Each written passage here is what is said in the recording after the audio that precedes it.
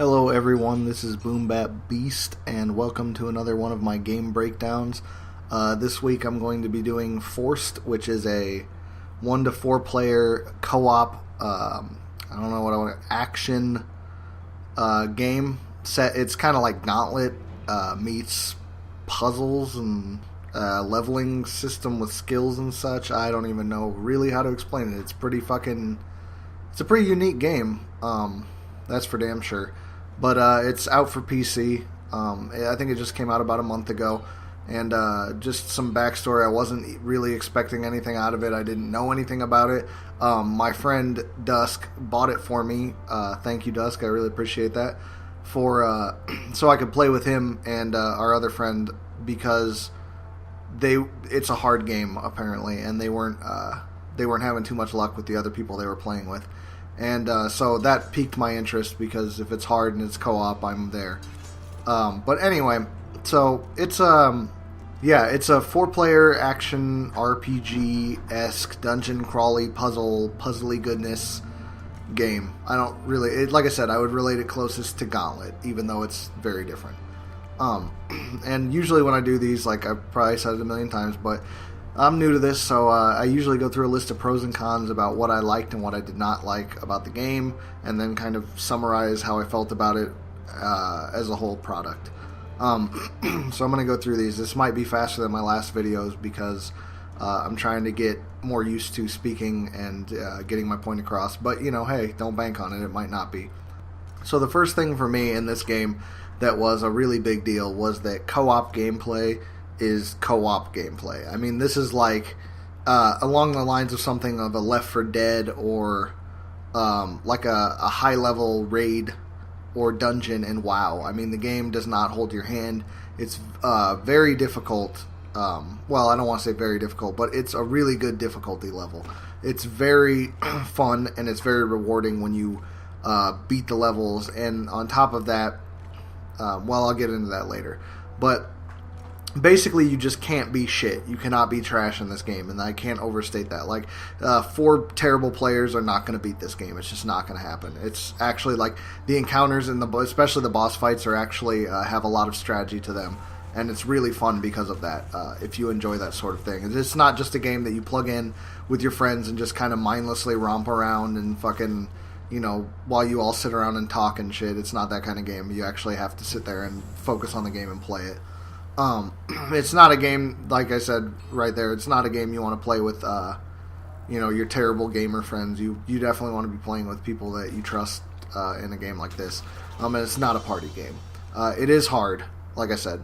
Yeah, so the game is not a cakewalk, and that's definitely a huge pro to me. I really enjoyed that aspect of it. I should have noted this earlier, but I only ever really played it on co-op. I never played it solo. But it was fun and challenging the entire way through. In this game, there's an orb that you can all pull to you when you press the space bar, and you use it to solve a ton of different puzzles and different things and things like that. And the mechanics, like, they got so much life out of that one mechanic of having the orb. It was amazing to me. I mean, you start with it in the beginning, and you're doing really basic shit, and by the end you're doing, like, the craziest shit on Earth, like doing, like, advanced transfers of the orb to other people. You know what I mean? It's like calling for the orb and when you need it and all that kind of shit. It's crazy. It's really a really good mechanic, and it was weird because, like, I mean, to an extent at first it was a little bit like, oh, this is kind of an annoying mechanic, I just want to fight.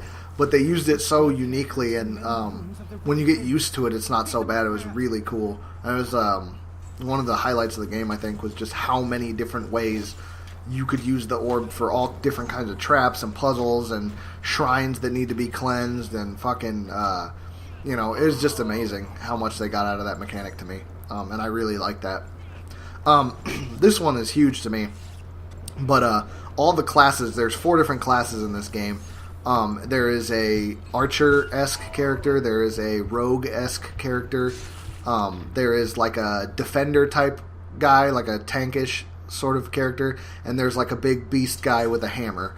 And all the classes in this game are really different. Like, the whole combat system revolves around, like, stacking up marks on like kind of like rogue points in WoW, combo points. Every time you hit an enemy with a basic attack, it will stack up points, and then there are certain abilities characters have that will spend them and do more damage or more blast radius or whatever for the mechanic. And it was really the classes play really differently, and not only that, but like there's so much layering to like their skills, and so many of the skills are good that you can choose to play very differently even within that class from other people of that class. Granted, you can't play two people of that class in one run, which kind of sucked, but the classes are very, very different. There's a lot of variety between them, and even down to like their basic attacks. Like each class has specific things about their basic attacks that makes them different. Like the big buff hammer guy swings his hammer in a wide arc and cleaves, so he can hit multiple enemies, and it can charge up and like hit harder with a wider swing radius. The archer can just shoot off his arrows rapidly as hell, or he can charge them up. The rogue, I don't think he has anything special, but he just attacks extremely fast. It's the only class I never really played.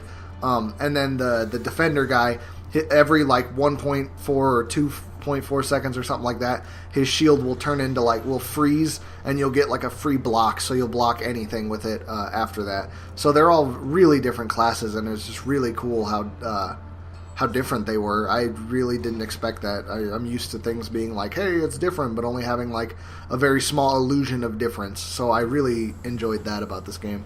The skills in this game, I said this a little bit earlier, but the skills are fun and really varied. It's actually hard to choose what skills you want, because you can only carry 3 active skills and 3 passive skills by the time you get to the level to carry all the skills. And it's really hard to choose what you want. It's not like most games where there's just the obvious optimal build, and like I said, the illusion of choice, where it's like, oh yeah, you can do all this stuff, but it's like, why would you ever, because these are way better than those. And I thought that was really cool. Like I missed that, and I think that I wish more games would have skill sets like that, where like they don't gyp you and give you 4 really good skills, and the rest of them are just kind of like, why would you ever use this? Like every skill feels like it was thought out and has its own like use and application, and I could see anyone using any of the skills in any build. Like I really think that's cool, and that was a huge thing that I want to give the developers this credit for.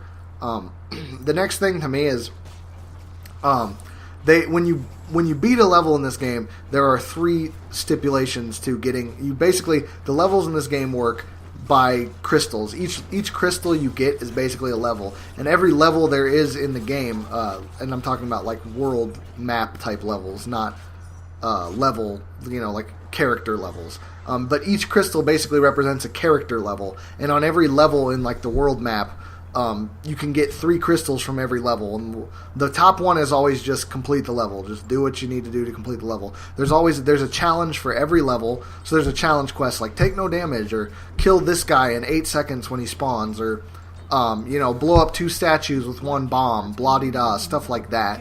And then there is always a time attack one you can actually get as well. And the challenges are challenging. It's really fun to actually like go through. And on top of that, you can't actually get every skill in the game just by beating the levels.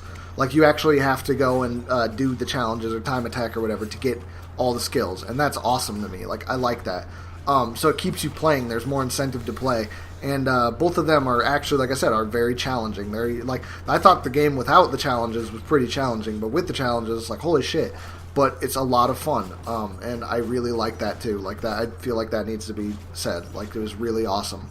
And then this was another one for me. It was like, for how varied the game feels. Like I said, how much variety it feels like you can mess with and do things and equip people how you want them, or do whatever the hell you really want with skills and things, loadouts. It feels really balanced, like very balanced. Like, there's some minor things that I will talk about, but overall it feels like a very balanced game. And that's really that's impressive to me. It's hard to balance games that don't have any choice, an illusion of choice. But games where it's actually like there's a lot of different like really good viable skills, it's much harder to balance, I feel like. Especially like you'd have to play the game, but just the amount of craziness and things on screen and things going on to balance it and finally tune it is just impressive to me. I really like that. So those were all the pros for me. and now I'm going to get into the things that I didn't like about the game. And honestly, they're like a lot of this is just kind of smaller stuff. Like, I'll talk about it more in detail, but I didn't think there was that much wrong with the game. The good to me definitely outshined the bad in this case. And this is the first one, and I need to say before I say this one too, I did not unlock every single skill, but I unlocked almost all of them. So I think I didn't have one passive and one active for every class. And to me, the magma hammer guy, the magma hammer gladiator, he feels a little weak compared to the other classes, damage-wise, which was kind of upsetting to me because like I eked into that role a few times, and I liked him at first. But as the game went on, like a lot of his skills were really support based, which I found a little odd, and more just because the thought of he's a super big buff guy with a hammer, you think he's going to do a shit ton of damage, and he does all right damage, but nothing to write home about really. And I kind of felt that was unfortunate because of his auto attacks. To me, like he can't attack as rapidly as other characters. I don't know. I feel like he should have done a little more damage or had a few more like damage skills or mark spending skills. And he didn't. Let's see. My thoughts were, I wrote this down. I said, he needed some more mark spending direct damage spells, which means spells that would consume those combo points and do like more damage. That's what I was assuming he was going to have a lot of those because he doesn't build marks very fast. As the rogue and the archer are the ones that build really fast. But you can consume everyone else's too. So yeah, sorry, trying to clarify. And then he has like a fireball spell where he like calls a meteor in, and my thought was like maybe if that spent marks for increased damage, that might have fixed that. Just a thought. So yeah. Next one is that sometimes there's a little too much going on, or your characters can blend into the game. Certain areas where your main color is really prevalent is what I was talking about here, in terms of like each character class kind of has a color theme. Like the archer is yellow, the defender is blue, the rogue is green, and the magma hammer guy is orange. Well, there are specific fights in this game where it's like predominantly of that color, and it's very hard to keep track of your character because of that. Particularly the last two boss fights in the game. One of them's in like kind of a dark, gloomy, like dark, ghastly litten catacomb or something. It's like really glowy blues, and it was kind of hard to keep track of where the defender was in that, and then really, really hard to keep track of where I was in the last boss of the game because I was playing the hammer guy who's orange, and the last boss of the game is fire and brimstone and stuff, and the hammer guy is fire and brimstone and stuff. It was very hard for me at certain points to keep track of my guy. I would even have to pop certain skills just to be like, oh, that's where I am on screen, because there's so much going on. And that's not too bad, but it would be nice if they all had kind of like a color that stood out, or like almost like a marker under their feet or something that stood out from all the other colors. I don't know. It's like I said, that was kind of a small one. This one I was kind of sad about because I really enjoyed, but this should just speak about how much I like the game. But there was no fifth level. Like there's like from the second you get into like the hub world, you can kind of tell there's going to be 5 worlds, because like each world will have like the boss of that world's statue outside of the door. And the one that was in front of the 5th world is kind of like in the middle. And I thought there was going to be a 5th world, but there wasn't. And it's like I said, it's kind of a pro and a con, because to me it's like the game was so fun that I wish there was more of it. And it feels I don't know, it feels maybe like I wish it was longer. I know why it wasn't. I've read the story behind it after I downloaded it and played it and such. But I feel like if they make a second one and they put more into it, it could be a really, really, really good game. And like I said, I understand this is an indie game, and yeah, but I just wish it would have been longer. I wish they would have at least had a 5th level, because I enjoyed the game so much and wasn't expecting to. So this is there's these little exploding enemies in the game, and they feel really cheap if you have no range, and only one character class technically has range, and it feels kind of like you're fucked. Like you can't really hit them without exploding if you're not ranged. And when they explode, not only do they do damage to you, but they launch you back and knock you over. And it's not like a huge issue early in the game, but like later when you're like there's so much going on the screen, and if you get knocked down or knocked into a group of enemies, like there's a possibility you won't be able to get out of them. You'll get swarmed. Like the third boss is a good example. It can become a little much. I wish there was a little more counterplay to these enemies. So I wasn't a big fan of them. This one was kind of like an after you beat the game one, but like in survival mode, I was not a big fan. I like the idea of survival mode, but I really was not a big fan of the fact that you can actually die in survival mode by there just being too many enemies on the screen.